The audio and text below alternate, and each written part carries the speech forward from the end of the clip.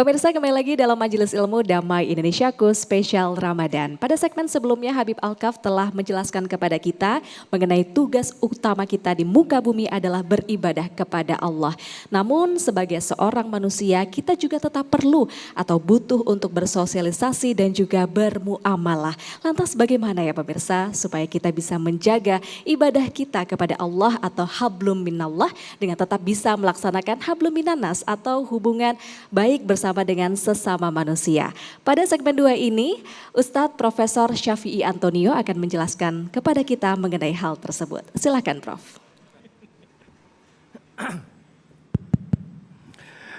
Assalamualaikum warahmatullahi wabarakatuh.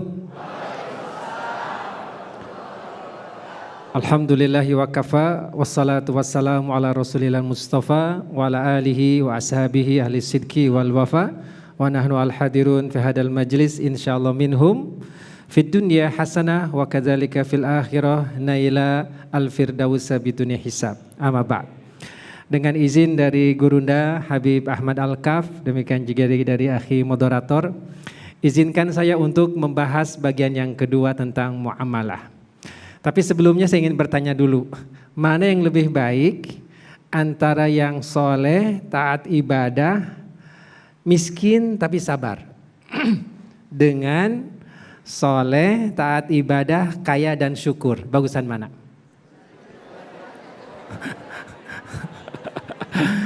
Mau miskin tapi sabar atau kaya syukur? Oh ya, kalau disuruh milih tetap kaya syukur ya. Kaya syukur langsung di akhirat masuk surga tanpa hisab.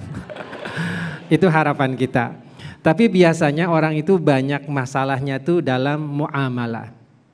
Biasanya ibadahnya agak sedikit problemo. Karena apa? Ketika baca Quran, ikhfa, idgham, gundah bila gunahnya nggak beres.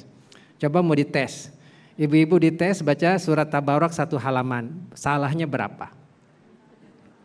Nah, demikian juga halnya dengan kalau kita sedang haji, sedang saum, itu Masya Allah rukun syarat, itunya harus jelas semua. Karena itu adalah ibadah. Nah, ternyata dalam muamalah itu kesalahan kita lebih banyak. Muamalah terambil dari kata ta'amala, ya ta'amalu muamalah. Artinya interaction between persons dan financial transaction. Jadi ada dua. Ada interaksi kita sesama kita, ibu dengan tetangga, bapak dengan teman sejawat. Itu namanya muamalah secara umum. Tetapi muamalah juga bisa berarti semua transaksi komersial dan finansial itu adalah muamalah. Beli rumah, nyicil kendaraan, asuransi, pasar modal, perbankan, itu semuanya adalah muamalah. Nah, disinilah kita ini banyak salahnya. Kenapa banyak salahnya? Karena ternyata di masjid kita itu sebentar. Salat kita itu sebentar. Kalau salat subuh berapa menit? 5 menit. Salat asar tadi kita, salat zuhur tadi kita berapa menit? 5. Oke, 5 kali 5, 25. Itulah ibadah salat kita sehari. Zakat setahun sekali, Ramadan 1 bulan sekali. The only single thing we are doing every single day is only salat.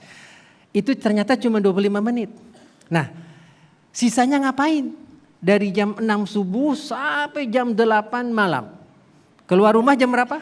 Orang rumah di Karawang, kerja di Jakarta. Itu dari jam 5, 6, 7, 8, 9, 10, 11, 12, 1, 2, 3, 4, 5, 6, 7, 8. 15 jam. Itulah mencari fulus. Itulah muamalah. Nah, kalau muamalah bangsa Indonesia hari ini diukur lebih dekat ke Quran, lebih dekat ke kapitalis. Jujur, jujur. Lebih dekat kepada muamalah yang penuh contoh dari Rasul atau contoh dari Yahudi. Nah, inilah bahayanya. Nah, disinilah Allah Subhanahu wa Ta'ala dalam surat Al-Qasas menegaskan kita ini harus seimbang. Wabtaghi fima ataqallahu darul akhirah wala tansa nasibaka minad dunya wa ahsin kama ahsanallahu ilaik wala tabil fasad fil ard innallaha la yuhibbul mufsidin. Hendaklah engkau mencari karunia akhirat dengan apa yang telah Allah berikan keanugerahan di dunia. Jadi kita harus mengoptimalkan semua aset kita, semua tabungan kita, semua posisi kita di dunia untuk mendapatkan akhirat. Jangan kebalik. Jangan karena kita ngejar dunia, ngejar jabatan, ngejar posisi, agama dikorbankan. Al-Qasas 77 menegaskan kita harus mengoptimalkan semua yang kita dapatkan di dunia untuk mengejar akhirat. Kenapa? Dunia sangat amat pendek. 60, 70, 80 wassalam. Sementara di akhirat unlimited, tidak ada batasan waktu. Jadi kita mengorbankan yang pendek untuk dapat yang panjang. Kemudian wa ahsin kama ahsanallahu ilaik. Hendaklah engkau bermuamalah dengan hasan, dengan baik. Bagaimana menjadi tetangga yang baik, bagaimana menjadi om yang baik, bagaimana menjadi atasan yang baik, bagaimana menjadi dosen yang baik. Saya mau tanya, kalau hukum senyum itu sunnah atau wajib? Senyum ke tetangga sunnah. Kalau senyum ke dosen hukumnya apa? Kalau senyum ke ustadz hukumnya apa? Wajib. Senyum ke yang akan beli ke pelanggan hukumnya apa? Wajib. Kalau enggak senyum enggak bakal dibeli. Nah, orang Indonesia itu paling susah ngasih senyum. Jadi senyumnya aja susah, apalagi hutangnya. Coba sekarang senyum dua-dua tahan 7 detik. 2 senti ke kiri, 2 senti ke kanan, tahan 7 detik. Tabasumuka liwajihika sodako. Senyummu di wajah saudaramu adalah sedekah. Nah, insya Allah dengan senyum ini adalah awal muamalah yang baik. Sebut namanya, tanyakan bagaimana keluarganya, istrinya. Itu yang luar biasa. Nah, kemudian wala tabghil fasada fil ard. Janganlah engkau melakukan fasad di muka bumi. Apa itu fasad? Fasad itu adalah semua kerusakan. Kalau di negeri Arab, fasad itu adalah korupsi. Korupsi. Jadi jikalau di departemen BUMN, BUMD, kantor-kantor pemerintah, swasta ada fasad, artinya korupsi. Di negeri ini masih ada korupsi tidak? Apakah mereka berpuasa? Apa hubungannya puasa dengan penurunan korupsi? Tidak ada. Puasa is coming, Ramadan is about to go. Puasa datang, puasa pergi, korupsi tetap aja. Nah, berarti di sini kita masih problemo dengan puasa dan Ramadan kita. Harusnya saum itu adalah satu kekuatan yang maha dahsyat mencegah orang korupsi. Saya kasih contoh. Kalau seandainya Habib Ahmad Alkaf menyuruh asistennya, kamu pergi bawa dokumen ini ke airport. Dibawalah dokumen ini jam 2 siang. Seorang diri nyetir di mobil. Sementara ada sisa sahur, hamburger, ada lapisan dagingnya, kemudian ada kentang, ada mentimun, pakai jeruk nipis, Masya Allah. Di sampingnya ada minuman, sangat-sangat dingin. Jam 2:30, tidak ada yang melihat, beliau masih dicondet, yang akan dituju di airport. Pertanyaan saya, kekuatan apa yang menahan asisten Habib Ahmad Alkaf untuk gak makan? Padahal gak ada yang lihat. Kekuatan apa? Bayangkan jikalau kekuatan Allah yang zuru ilayya, Allahu yashhadu alayya, itu muncul di DPR. Luar biasa. Jikalau kekuatan ini muncul di semua pengadilan, luar biasa. Jikalau perasaan dilihat Allah ini muncul di semua proyek pemerintah, BUMN, BUMD, swasta, luar biasa. Indonesia ini korupsinya dahulu 30%. Sekarang 50%, dari 3.300 triliun. Jadi 1.500 triliunnya hilang. Nah, Ramadan adalah satu power yang sangat luar biasa untuk menghadirkan saya tidak ngambil makanan ini karena saya dilihat Allah meskipun tidak ada yang melihat saya. Nah, jikalau ini kita bawa ke pasar, kita bawa ke proyek, kita bawa ke tabungan, ke investasi, ini akan sangat luar biasa. Nah, inilah sesungguhnya. Satu, saya pernah sharing. Kalau sharing di pesantren biasa, sharing di kampus biasa juga. Nah, saya pernah sharing di satu tempat yang luar biasa, yaitu ngajarin Islam di Vatikan. Mau dengar gak? Nah, jadi saya diundang di Vatikan. Vatikan itu bingung karena dalam Bible riba dilarang. Nah, tetapi dunia barat semuanya perbankannya riba. Nah, alhamdulillah Indonesia ini perbankan syariahnya maju. Makanya disebut dengan bank muamalah.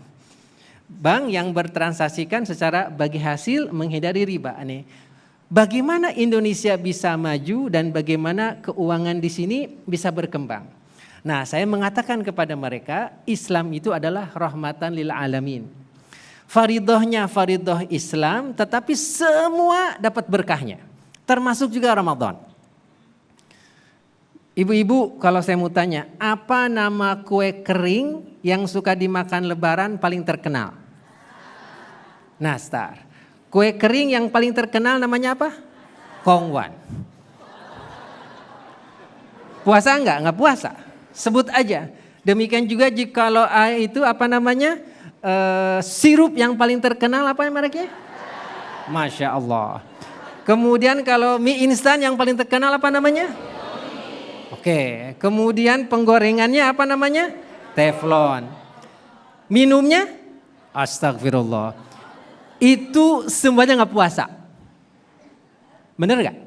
Yang punya pabriknya itu nggak puasa. Kita aja jadi konsumen, kita aja jadi pasar. Nah, Ramadan ini kita jangan jadi konsumen aja. Kudu jadi produsen. Saya ulangi. Ramadan ini kita harus jadi produsen, jangan jadi konsumen. Supaya apa? Supaya asetnya besar, keuntungannya besar, zakatnya besar, dan insya Allah nanti di akhirat kita akan dicatat sebagai orang yang munfikin, yang banyak bersedekah dan beramal. Mudah-mudahan barokah. Assalamualaikum warahmatullahi wabarakatuh.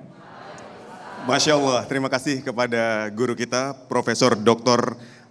Syafi'i Antonio atas tausiahnya yang begitu luar biasa. Kita harus menyeimbangkan antara hubungan hablum minallah, hubungan vertikal kita kepada Allah Subhanahu wa taala dengan hubungan hablum minanas, hubungan horizontal kita kepada sesama manusia dalam konteks muamalah. Dan bulan puasa ini, bulan Ramadan ini dapat menjadi sebuah sarana kita untuk menyeimbangkan antara konsep hablum minallah dan hablum minanas tadi.